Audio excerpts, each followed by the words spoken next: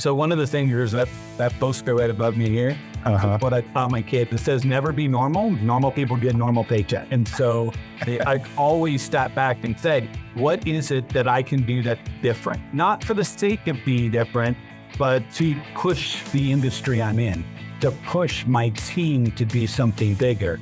Welcome to the I Own It podcast with Ben Reinberg.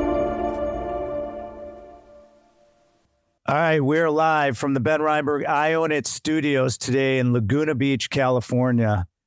And we just keep rolling downhill with great business leaders and great knowledge and content. And today, folks, you are going to enjoy this show. We have an incredible CEO, a very well-renowned sales expert that I think you're going to really enjoy and get a lot out of. Joe Ingram, welcome to the show. We appreciate you being on I Own It today. And thanks for joining us on a Friday afternoon in beautiful California. Absolutely, Ben. Thank you for having me on. I'm excited to be here. Yeah, well, you're the CEO of Ingram Interactive and a sales genius. And let's kick things off for our audience. Take us back and share how you got started in sales and what led you to become a lifelong passionate sales expert. Sure. So I'm an electrical engineer by degree. So of course that naturally translates to you must be in sales. Mm-hmm. No, that didn't work. Since I was an electrical engineer, I was always too loud and trying to help everybody. And they were like, dude, that's not what engineers do. So I went into management really quickly. And then, but I was working for an aerospace company. I got tired of hiring and firing the same people over and over again, depending on what the government felt like doing with their budget. I went and answered an ad for a call center manager at a criminal defense law firm. And that was my first venture officially as an employee into sales. So I went in and helped them to build out their internal call center that was inside sales. People would reach out via the phone book. Sure, that dated me right there. So, but they would reach out and say, hey, I've been arrested. This happened, right? My family member got arrested. I got this. And then we would schedule appointments for them to go, our outside sales team to go meet with them. And the outside team would go there to sell the legal services that we had. When I got to the company, I talked with the manager. I only worked on salary. That's all I ever had was salary. And he said, well, we typically run the sales division on commission based. And I said, well, talk to me about what that looks like. He goes, tell you what, first month, I'll give you your salary or commission, whatever's greater. And then we'll decide if you're going to stay salary or you're going to go commission. So after the 25% pay increase after the first month, when he showed me the commission side of it versus the other one, I said, I don't ever want to go back to salary. Let's not do that at all. And so I worked with it. I love virtual prospects as far as sales are concerned because I look just like Brad Pitt over the phone. So I was excited when people call in, we can schedule it, get the appointment set up, got all caught up into it. When I got there, they were in 2 states doing $300,000 a month in gross profit. 9 months later, fast forward, we're in 9 states doing $1 million in gross profit a month. And I'd gone in and turned around the inside call center, made an inside sales team so that we didn't always have to go out to meet people. So I took my top people, taught them how to sell over the phone. That's what got me into sales. About 2 years into it, I realized I was working at a criminal defense law firm and we were legit defending the wrongfully accused, but also the bad people too. And so the culture of it all just hit me and I said, I got to leave. So I left the criminal defense firm, went into automotive, which is on the socially acceptable scale. It's 2 rungs higher to say I'm in car sales compared to I'm an attorney. The lift doesn't go up as high at the family events. Can you say that? But so then I got into automotive. And once I got into automotive, I've always loved cars and the sales was already in me, but I learned what commission meant at the law firm. So it helped me at that point. And then my electrical engineering background helps me to actually have process with my personality, which was opposite of most people, you only get one or the other. And so I could build a process that people could follow and help them to achieve it. So I've been in sales ever since. And I took several of the stores I was working at to number one in the nation. So that was the ultimate, hey, I think you can sell and I think you can lead. So that's where I got the nickname. I got the two nicknames in the car business. One was BDC Genius, which is Business Development Center, because that's how I got into the business, with his building call centers within automotive dealerships. Mm-hmm. And then, so that one stuck around for a couple of years till I moved to run the sales departments, and then ultimately to run the whole dealerships. So and that's where I've been for 23 years in the automotive side. Joe, you have a really fun approach to sales and business, which I really like and stands out. How are you able to find that sweet spot of bringing humor and joy to something you're also passionate and serious about? So I learned when I was very young, my dad owned a gas station, and we had people that would get off a half a mile ahead of the gas station to get off the freeway on their way to work, come down to the street that ran parallel, pull in, honk the horn, and go. My dad was Joe as well. Say, Joe, beep, beep, I need the joke of the day. Hurry up, I'm running late. My dad would come out, share a joke with them. They'd laugh, and then they would go back and get on the freeway a half a mile down the road again and continue on their way to work. And then I learned, watching like the following Saturday, their cars were in our shop in the back, getting oil changes, tire rotations, things like that. And I realized, if you can make someone laugh, right, that's the best rapport builder you can get. And that will automatically make them think of you whenever a sale is necessary. Mm-hmm. And so that was what happened to me. So to me, I sit back all the time. And a lot of times, depending on your industry, you've got sales stories that are funny. You've got stuff that's in there. But I teach all of my trainers that work for me. We start every training with a funny video.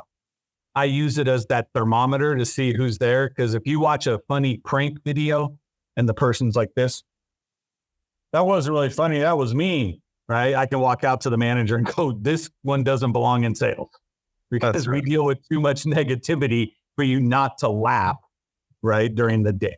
And that's well, sales is always no, yes. Right. Especially at our business. I mean, in commercial real estate, we look at hundreds of deals a week to find the stuff we want to buy for us and our capital.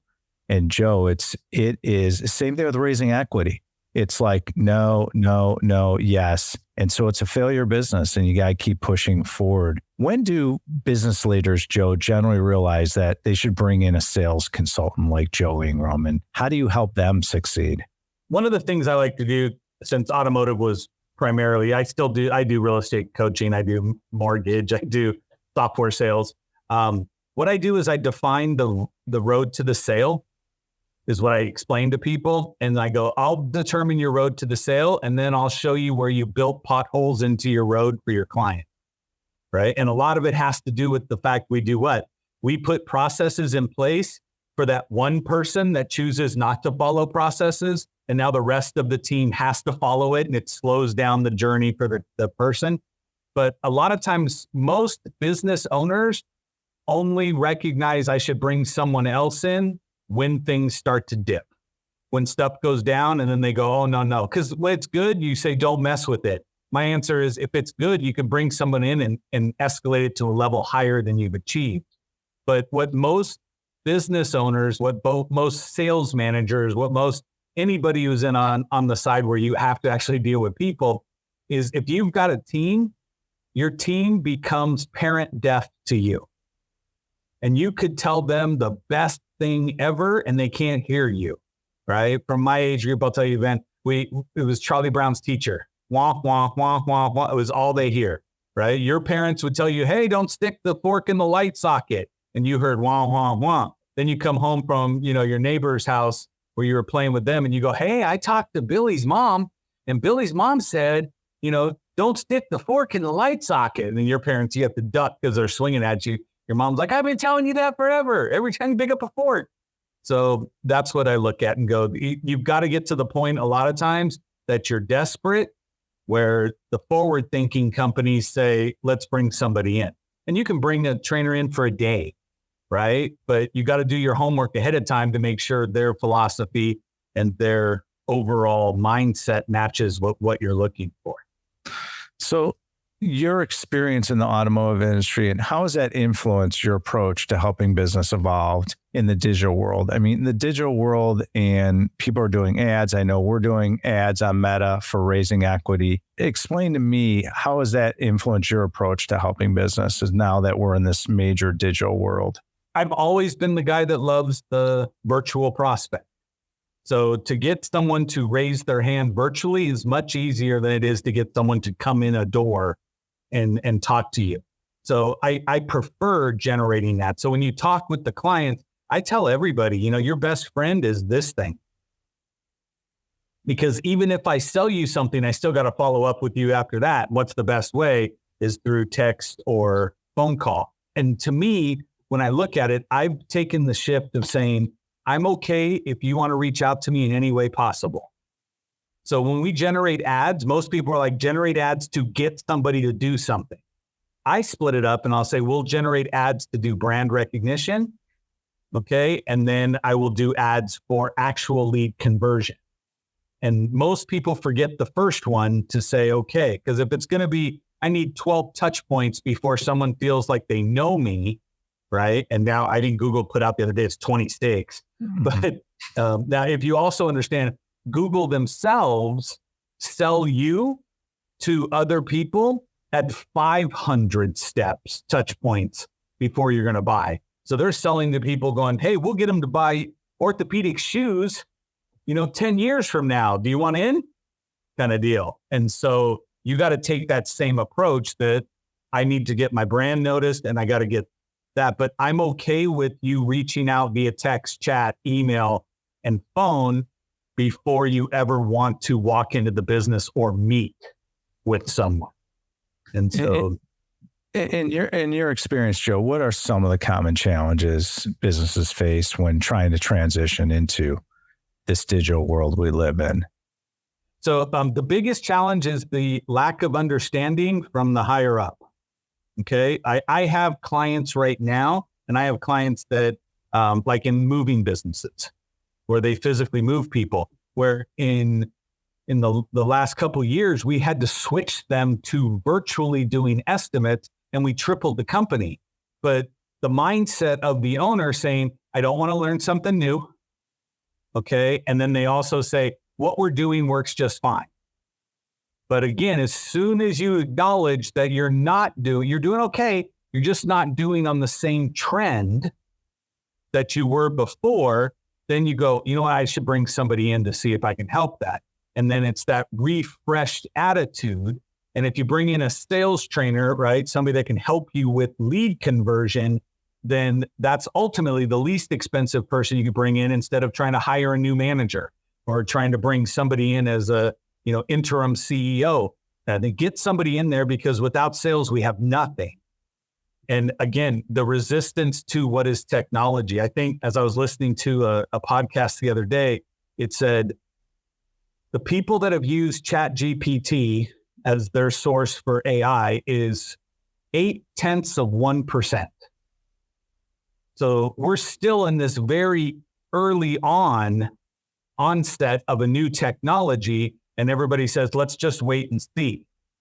And then they're the same people that said, man, if I had bought Tesla back in the day. Right. And you're like, again, your conservative nature is going to limit your growth pattern. And so I just want to me to sit down and say, where do you want to go? How are you going to get there? But they've stopped doing that, because now it's day to day. I'm just in the business. What's like a story you could share besides a moving company where you've seen success and you've been able to help them? Like what's a typical client? Like, give me an example of what you've been able to do to change someone's trajectory.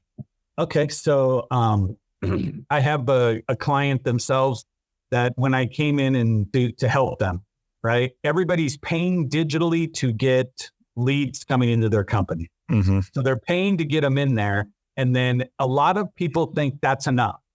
I've done enough. Okay. Where I tell you, it's not really about how many at-bats you get. It's about what you do at bat. Mm-hmm. So if you get up and hit a home run every time, you're a hero. But if you get up there and go, well, I've been up to the plate all the time. Yeah, you struck out every time, right? It doesn't mean you're winning.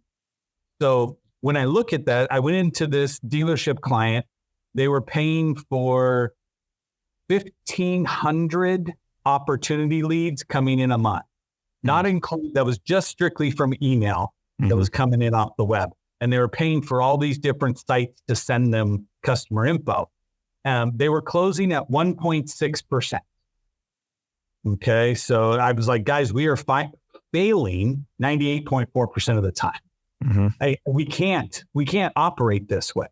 And so in sitting down, revamping the process, coming back, I went in and cut the leads down. The first thing I did was cut them in half. Okay. And then when we cut them in half, the staff was no longer chasing all these wannabe opportunities that came in. And so when you understand the metrics of what's coming at you, stuff from your own website converts at a higher rate.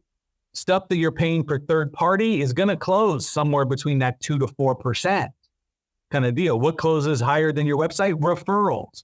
But when you look at it, you have a staff of people. There was a staff of 15 people back there trying to handle those 1,800 internet leads that they were paying for. And then it was like, okay, so I got rid of them, told them all to just be salespeople and work with people face to face. We put in 6 people that do nothing but sit at their desk all day and got really good at converting those people into appointments for the people that are all sitting outside. Okay. And so we cut it in half, and the closing percentage went up to 10% on month 2, went up to 12% on month 3. And now they're consistently at 15%, which means they could truly kick up the volume again and still see it close at what they used to miss. Is it the communication? What was the big change you saw in that particular example? The biggest change is that when you take a face-to-face seller and then you take away their ability to see their prospect, and they still use the same language that requires body language to communicate, is what hurts them. Because we use a language, words are really cheap face-to-face. If I made a mistake and I just said pickle, like, if you pick up the pickle and then I can go like this and then go the phone, right? You saw me roll my own eyes, acknowledge the fact that I messed up. But if I'm on the phone and I said, when you pick up the pickle phone, you'd be like, he's picking up a pickle phone, right? But if you also were typing it and it was all the typos and things like that, right? I tell everybody, have a disagreement with your significant other. Leave the house. They text you, have a nice day. How did they say it? Right? Tone and inflection is interpreted by the reader of a text and an email. That's right. Right? And you don't have your smiling face to say, this is how I read it. Most of us are reading and go, have a nice day. Right. And you're like, whoops. Okay. So again, all of the miscommunication opportunities because we use cheap words because we're not face to face. And so you have to elevate your language based on the actual communication medium that you're in. So that's the first thing we do is we work on mindset, then we work on language to go through. And then we go into how do you walk somebody through, recognize a buying trigger, right? How do you get somebody to say, oh, I would want to do this next, right? And that's what we look at our company. When you were early in your career, Joe, do you remember your original goals for professional and financial success? And how have you approached revising your goals over time? So once a year, I sit down and redo my goals. Okay. I can remember back in the day, I said, man, if I can make $10 an hour, I'd be set. Right. Okay. And so I remember when I got into sitting down and setting up my financial goals, when I got to the law firm, I was like, oh my goodness, my salary was this, but I'm making this. And you're like, oh my gosh, man, if I could get to this next level, right? This is what I do. And then the answer is what happened. I ended up leaving the law firm, going to another company, and that was my starting pay, right? And then I had to stop and reevaluate what is the potential? What is the opportunity based on the industry that I'm in and what I could do? And then all I do is recalibrate goals all the way through. When I sit down every year, I go in, I carry around in my wallet, what are this year's goals? And what happened was I put down money, I put down time goals, right? But this was the first year where I listed off 10 to 12 people. And my goal was not to make money alone. This is going to be a collaborative year. And then I listed off the 12 people that are there. I then took my goals and sent it to all 12 and said, just so you know, we're going to be finding a way to make money this year.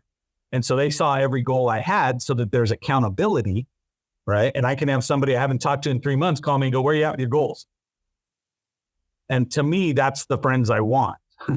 Yeah. So how you doing? You want people who are going to hold you accountable. I want people who's going to hold me accountable and push. Yes. Right? Well, show me your friends, I'll show you your future. It's the old saying. And what's great about what you share, like when I was younger, I said, man, I'd love to be able to make six figures when I was in my 20s. And then it kept growing and growing. And so every year I just keep pushing and pushing. The problem I have, Joe, is I don't know what mediocrity is anymore. And I just want to continue to grow as a person financially and personally. And it's like, at what point do you stop? And it seems like you never can stop growing. You just have to keep going and going and going. And how do you stay motivated? I mean, you've been doing this for so long. What motivates you? So one of the things is that poster right above me here. That's what I taught my kids. It says, never be normal. Normal people get normal paychecks. Yeah. Okay. And so I've always sat back and said, what is it that I can do that's different? Not for the sake of being different, but to push the industry I'm in, to push my team to do something bigger. And so I do. Every time I turn around, I'm like, another goal, right? I can watch any Grant Cardone video and go, great, now I need a house in Malibu. And I just got figured out that I don't want a boat, but I had to watch all those.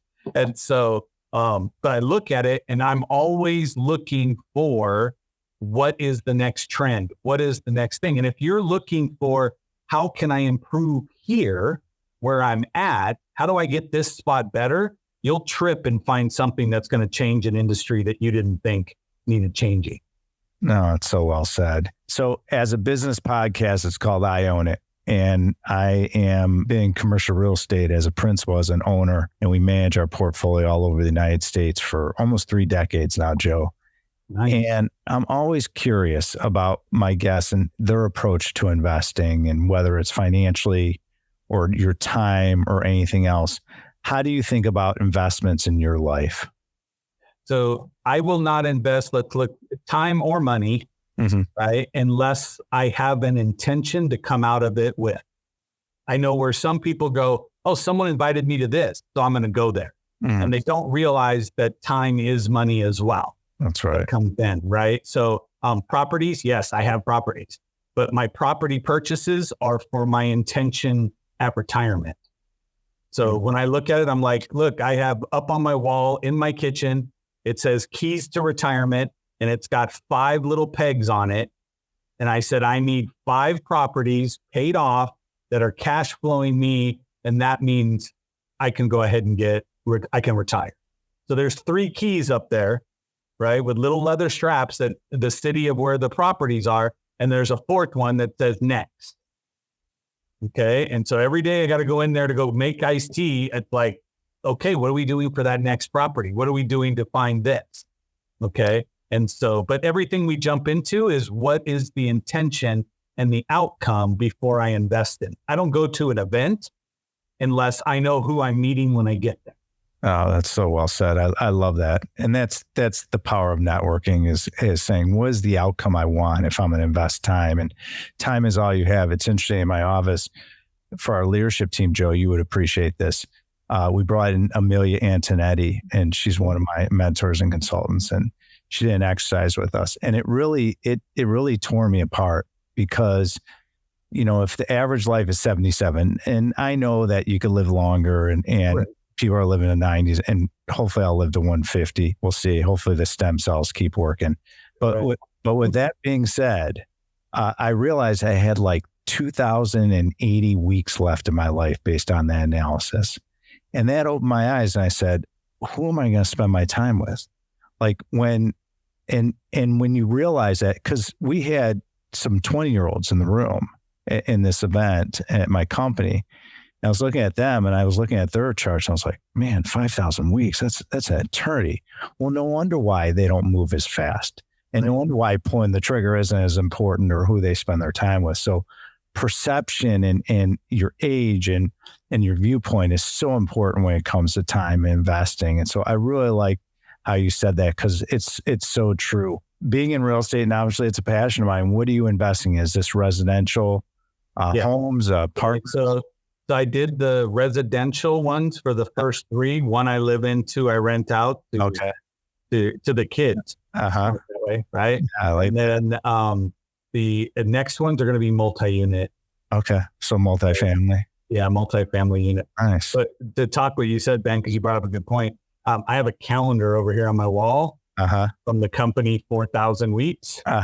Right. And so it literally is check boxes every week on how do you get to when you get to 80 years old. They let you pick, do you want to live to 80 or do you want to live to 75 or whatever it is? Right. Everybody that was on my goal list received that calendar from me. So I went in and sent every single one of them and said, now just fill in the boxes of how old you are. And every week go check off that week. And then you look at it and it's a finite calendar. You go, wow, I've got all these black boxes filled and there's only these little white boxes at the bottom. The sense of urgency, provides itself. Yeah, it's so true. Well, if you ever want to expand commercial, you know where to go. I mean, we are experts. So I'm an expert in office, industrial, and retail. That's how I cut my teeth in business when I was in my early 20s. And so now we've launched the Alliance Medical Property Fund, which is one of the hottest funds in the market. It's medical properties we invest in. So we bring in high net worth accredited investors, and it's been a wonderful ride so far. And now living out in California, just forever. What's that? Medical is going to be needed forever. Well, like I say, the human body is never going out of style, and it never will. It's recession and pandemic resilient type real estate. So that's why I love medical and what we do. And we have a great leadership team and staff. And so how do you think about wealth and success at this stage of your career? And what do you share with your kids? I know with my kids, when they were teenagers, I had to discover how do I keep them on a budget to understand the value of money. So how do you think about wealth and success at this stage of your career, Joe? So at this stage of my career, I explained to everybody, I have a river and then I have some income streams, right? The river is what I'm mainly doing and that's what I'm working on. And then I have the streams. There's 5 streams. Some of them are small streams. Other ones are starting to build up. But with my kids, we did the same thing. The answer was, how do I get you an online store that you can design stuff for yourself? So how do we get you to go come up with an idea, put it out there, put it through? How do we get you to be an Amazon seller? So the 2 youngest have jobs, right? My oldest one has a job and works remote. My daughter, the one in the middle, she works with me. Nice. So she's a trainer here at the company. But the goal is what? Get as much. I tell them we're not producing any more earth. So you need to get property. That's and we right. need to go through. And so to me, that's what we focus on is getting that done. I look at wealth, meaning you have time to not worry about money. So that's what I explained to them. You're not wealthy until you don't think about money and you have the time to go do what you're looking to go do. And so that's how I explain it to them. But so mentorship is key for building businesses. Do you have any mentors that helped you early in your career to get to this point? And is there any advice that they gave you that you can kind of look back and still resonates with you today? I know I have so many mentors from around the world, and I start speaking like them. I start acting like them. I might be throwing on a 3-piece suit once in a while because of the influence they have. And they've ingrained in me because my father was not an icon in business. So I had to lean in and figure out, well, how do I get high on the learning curve? What did you do to get to this point, to be this incredible person who can teach sales like no other? I mean, did someone influence you? Oh, absolutely. So I will tell you, I got into Amway, the multi-level marketing, when I was 19. Yeah, sure. Okay. And what they taught me was the tape of the week. Okay. So that was okay, great. I was driving, 75 miles one way to work and then one way back 75 miles. So I was killing tapes, and it taught me always be feeding your mind, always be feeding your mind. So one day a week, I would listen to music. The rest of the days, I was actually listening to someone else helping me to grow. I learned to invest in myself, realizing that if you're in your traditional everyday life, you tend to make, zero life-changing decisions. You have to get out of your element, be out where you're uncomfortable so that you can do that. I learned that one when I was sick just recently, probably a month ago, doing a show with Grant Cardone. And I was like, do you remember in 2009 at your house? Whatever. He's like, I remember. And we started talking, and he goes, Joe, here's the problem. I'm like, what's that? He goes, you keep trying to find the next best way to sell something. Yeah.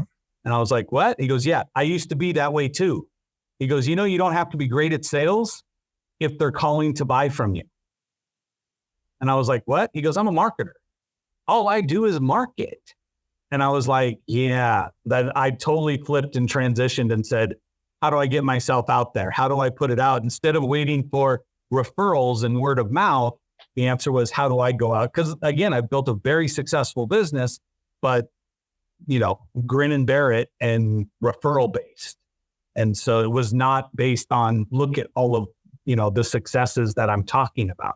So my goal now is, how do I put myself out there, right? Shows like yours. How do I get onto a show where Ben will actually talk to me?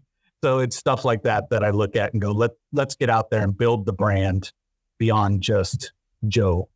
Yeah, and getting out of your comfort zone is so important, whether it's, you got to walk in with confidence, be a good listener, understand the truth, seek the truth in what people are saying. And mentorship is so important. It's why I started this podcast, because I've been mentoring kids in the commercial real estate industry for years and asked me for advice. And so we said, well, how do we share this knowledge with more people? And to me, it's a way to give back, because mentorship to me were people that would go out of their way and just give me that ounce of knowledge to get higher on the learning curve. Because commercial real estate is a very sophisticated and intrinsic business, and there's a lot of moving parts and a lot of risk. And to be able to tap into someone to get higher on the learning curve is so important. And so before we wrap up, Joe, is there anything you'd like to share with our audience of things you're working on in 2024, things that are important to you? What can you share with our audience so they can stay engaged with you? Absolutely. So my focus in 2024 is AI. Right? Again, people aren't using AI right now. They've heard of it, right? But if less than 1% of the people have used it, there's a huge opportunity and upside to get yourself an employee that doesn't sleep, doesn't complain, doesn't do anything, and knows so much more than you. Okay? Wait, hold on a second. Does that really exist out there? Yes, it does. It just happens to be digital. Yeah, fantastic. And so you have to invest and learn a little bit about it. But for me, your mentoring thing you said, where you're helping the kids, I do that as well. My show that I put out is because my friend Brad Lee said, I put out my show for the people that have the knowledge to give it to the people that need it. And I was like, that's great. And if I'm going to specialize in just sales, then my answer was, great, I'm going to put out a show. I'm going to make the access to me affordable enough that a salesperson could get to me and get some knowledge and understand what's there. And so, but to me right now, the whole thing is, how do I make my life, my reach, everything easier and more automated using AI? And I would encourage everybody to start looking into what can you do. I've just gone into chatbots. So I built a chatbot that has all the information I have for my automotive sales, for traditional sales, right? For personal development. I built these different bots so that at any point, somebody sitting in a company that has a question can go ask the question and get the answer right back. And it comes from me and my training and the philosophy. So it helps to do that, to put it out there and give people easy access to doing that. And it took away my need from being there. So it's giving me time. It's giving them an affordable coach, right? I always tell them it's like little Joe sitting on your shoulder, whispering at you when you go, customer just email me this. What do I send back? And I'm like, write this down, right? And do it for them. Only my little bot will actually write the email for you. But that's what I look at. And that's the fun thing for me, is getting the ability to go global very cost effectively now. And almost everybody has that, because whatever you find easy, other people struggle with. So you can put out information for people today to make them better.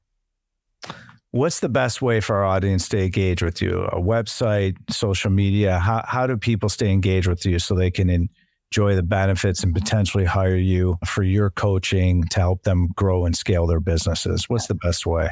So the ultimate best way. So I'm Joe Ingram Sales in every platform. Okay. But if you look at the easiest way to find everything Joe puts on the web, and whether or not you go, do I like him enough? I heard him on Ben's show and Ben got him on, so that'd be good. If you want to go, let me dig a little deeper and see if it makes sense, then I say go to thegeniuslinks.com. Okay. And when you go there, you'll see sample trainings. You'll see access to all of the stuff that I have, referral links off to other programs that may make your life easier. All kinds of stuff are there. That's fantastic.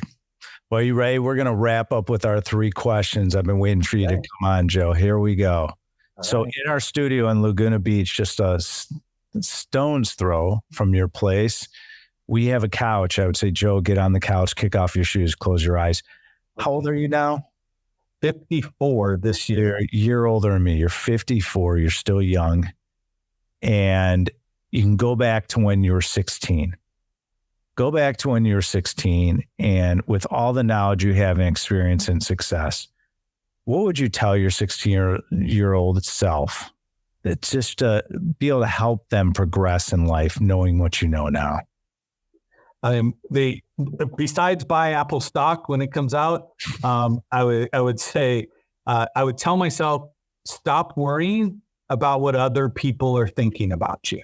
Because I can tell you, when I look back through my life, the things I didn't act on was because I was afraid of the judgment of other people. So well said. So true. So it's our last day on earth. God forbid, it's just me and you. Yeah. It's our last meal together. Your choice. What are we eating, Joe, and what are we drinking? We are eating bacon wrapped filet. Oh, okay. Love that. I'm only like the meat guy. So if you want potatoes and stuff, you can have that on yourself. But I just got a stack of bacon wrapped filets that's sitting there with me. Right. I am an iced tea drinker. I don't drink anything else. So that's why I'm just sitting here with iced tea. But that would be what I do. Perfect. That's my ideal meal. Love it. So in our studio in Laguna Beach, we have a black door.